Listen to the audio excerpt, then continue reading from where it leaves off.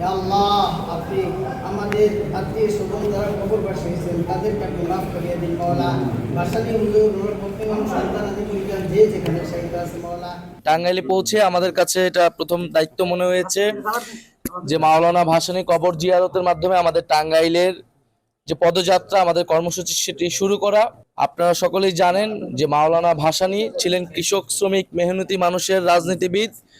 বাংলাদেশের রাজনৈতিক ইতিহাসে যিনি একই সাথে ব্রিটিশ উপনিবেশের বিরুদ্ধে, পিন্ডির আধিপত্যবাদের বিরুদ্ধে এবং দিল্লির আধিপত্যবাদের বিরুদ্ধে লড়াই করেছিলেন, এবং মাওলানা ভাসানী ছিলেন বাংলাদেশ রাষ্ট্রের, বাংলাদেশের এই জনগোষ্ঠীর রাজনৈতিক জনগোষ্ঠী হিসেবে বিকাশের অন্যতম স্থপতি।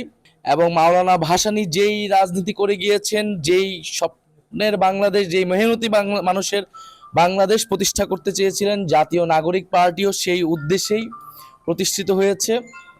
সেই দায়িত্বের রাজনীতি নিয়েই মাওলানা ভাসানীর পথ অনুসরণ করেই আমরা বাংলাদেশ এগিয়ে নিয়ে যেতে চাই, একটি বৈষম্যহীন বাংলাদেশ আমরা প্রতিষ্ঠা করতে চাই।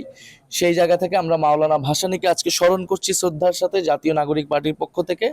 এবং শুধু আজকে নয়, জাতীয় নাগরিক পার্টির যে রাজনৈতিক দর্শন চিন্তা তার মধ্যেও মাওলানা ভাসানী রয়েছেন। আমরা মাওলানা ভাসানীকে বাংলাদেশের অন্যতম গুরুত্বপূর্ণ একজন জাতীয় নেতা হিসেবে দেখি এবং বাংলাদেশের একজন ফাউন্ডিং ফাদার্স হিসেবে দেখি। সেই গণঅভ্যুত্থানের মিছিলে ছিলেন 4 তারিখে আপনারা ছিলেন। তো আমরা এই যে আপনাদের কৃষকদের যে দুর্দশা, আপনি কৃষক তাই না? উনি কৃষক শক্তি সেক্রেটারি। আপনাদের কৃষকদের কি কি সমস্যা এটা একটু ওনাকে বলবেন। আমি তো মশলা বদলে ফেলেছি, এবার আপনিও বদলে ফেলুন। একবার প্রাণ গুঁড়া মশলা ব্যবহার করেই দেখুন।